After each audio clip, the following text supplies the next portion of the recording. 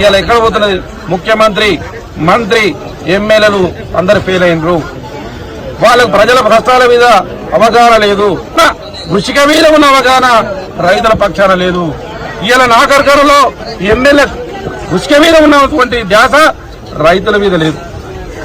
దుందుబీనాగిలో ఎన్ని లారీలు పోయినామో చెప్తాడు, కానీ మార్కెట్ యార్డ్కి ఎన్ని లారీలు వచ్చినా మనకు తెలియదు. దుందుబీనాగిలో ఎన్ని లారీలు పోయినామో ఆయనకు తెలుసు, కానీ మార్కెట్ యార్డ్కి ఎన్ని లారీలు వచ్చినామో తెలియదు ఆయనకు. దుందుబీనార్ నుంచి ఎంత కలెక్షన్ వచ్చిందో ఎమ్మెల్యేకి తెలుసు, కానీ ఇక్కడ ఎన్ని సంచులు ఉన్నామో స్థానిక ఎమ్మెల్యేకి తెలియదు. ఇట్లాంటి ఎమ్మెల్యేలు ఉండడం వల్ల ఇలా మీరు ఈ దుస్థితికి మా చేసుకొచ్చిన ప్రజలు మోసపోయారు. మీ హామీలను చూసి, మిమ్మల్ని చూసి ఓటేయాలి, మీ గొప్పతనం చూసి ఓటేయాలి, మీ వంశాన్ని చూసి ఓటేయాలి, నువ్వు పెద్ద పోటు గడవని చూసి ఓటేయాలి.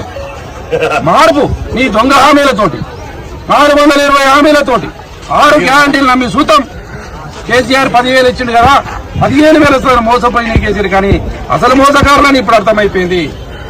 ఇప్పటికైనా మిమ్మల్ని మళ్ళీ మీరు అధికారంలోకి రావాలంటే, మీరు అధికారం ఎట్లవుతారు గుట్టి మాటలు, కానీ మీరు ఇప్పటికైనా 2 ఏళ్ళు 3 ఏళ్ళు రైతుల పక్షాన ఉండి రైతులకు న్యాయం జరిగే విధంగా చేయండి.